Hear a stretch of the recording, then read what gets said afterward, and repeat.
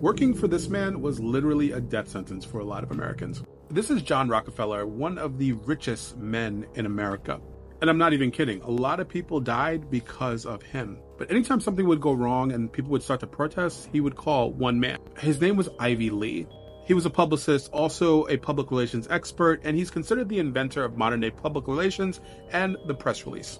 He was so good at writing press releases that newspapers didn't catch on, and they thought that they were articles, and they would just run them like normal articles, essentially giving free advertisement to whoever he was working for. The Rockefellers love this man.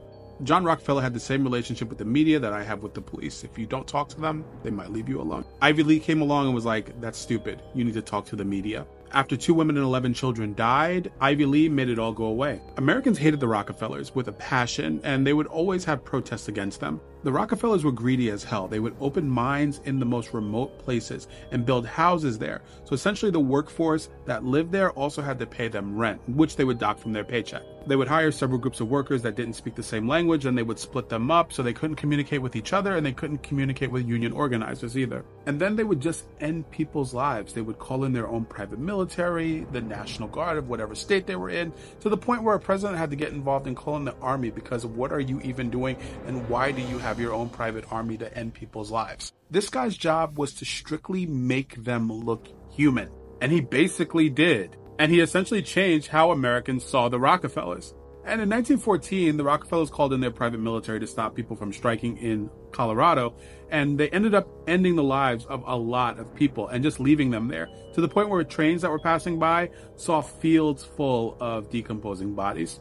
This guy came in and was like, if you're going to do that, you're going to have to go there and listen to what they are complaining about to begin with. So he sponsored a plaque to be unveiled, and he got one of the widows of one of the men that was unalived by his private army to unveil it. He didn't say anything to the people or do anything to make their situations better. He just stayed there and listened. Outside of this man, the only thing that saved John Rockefeller from that was the fact that it was World War I. Ivy Lee knew that, and he told the Rockefellers that, hey, if you want Americans to love you, you're going to have to do your big one. So the Rockefellers all got their money together, and they ended up funding the construction of Rockefeller Center. Now, of course, this was one of their big things, and this happened about 15 years after what happened in Colorado.